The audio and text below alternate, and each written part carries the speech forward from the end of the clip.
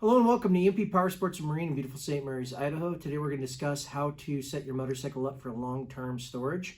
I was planning on going through this bike to build an Armor Racer. It will eventually probably be a Wearer Racer, but our life is changing and we are most likely moving. So some of the bikes that I'm keeping are going into storage. This is one of them. So first off, you want to get all your old gasoline out of the bike. That's number one. Get the old gas out. You want to clean the carburetors and rebuild them.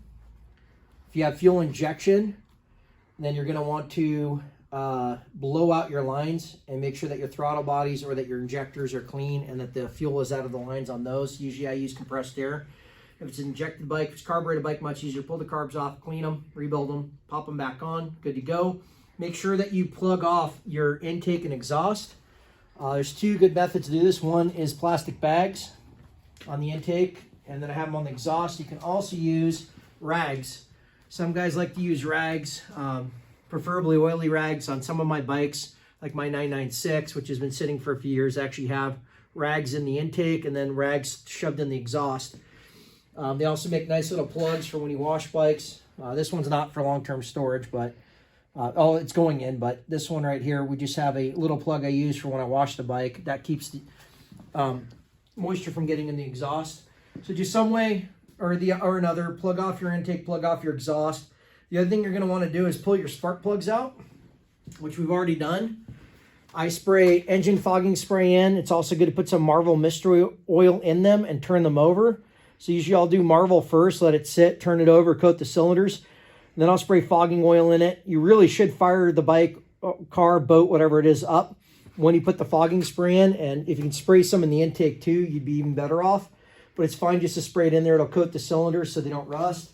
While we're talking about fogging spray, when your gas tank is bone dry, take some of this engine fogging oil that you just put in your cylinders and spray it in your gas tank. Just get a nice coat. This one's almost out. There we go. Just get a nice coat of this inside your gas tank. Get it all over in there. Nice coat, just kind of slosh it around. And this will keep your gas tank from rusting out if it's a steel tank. If it's fiberglass or aluminum, you don't really have to worry about this. If it's been lined with a good liner, you don't really have to worry about doing this. But if it is a standard steel gas tank and you do not do that, you'll have a rusted tank when you come back to it. The other thing you want to do is change your engine oil. Usually the best solution is to fill them up to where the crankcase is full. I have this one just so I can start it in a couple years. At the correct level, but some of the bikes that I'm putting away, I'm actually going to overfill the crankcase so that way everything inside is protected from moisture and rust. It's the same reason why we block off the intake and exhaust. If you overfill the engine oil, do not turn the motor over that way. Do not try to start it that way. You got to drain it, set it correctly, but that'll keep all your internals from rusting. The last but not least, it's best to elevate the bike. Either put it on race stands, put it on a center stand, something to take the weight off the tires, take the weight off the suspension. That's always good practice. And then usually I'll cover the bike up. And if you cover them, vented cover is obviously the best. Something like the microfiber on the Ducati back there.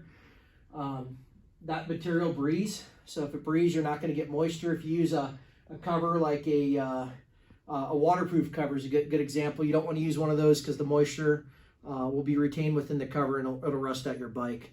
Also, try to store your bike someplace that's dry and climate controlled if you can, if you have that option. As big temperature changes will cause, they'll cause moisture, which will obviously cause rust and corrosion. The other thing that you have to worry about with the temperature changes is seals and things like that drying out. You also have to worry about with liquid cooled bikes, obviously about freezing.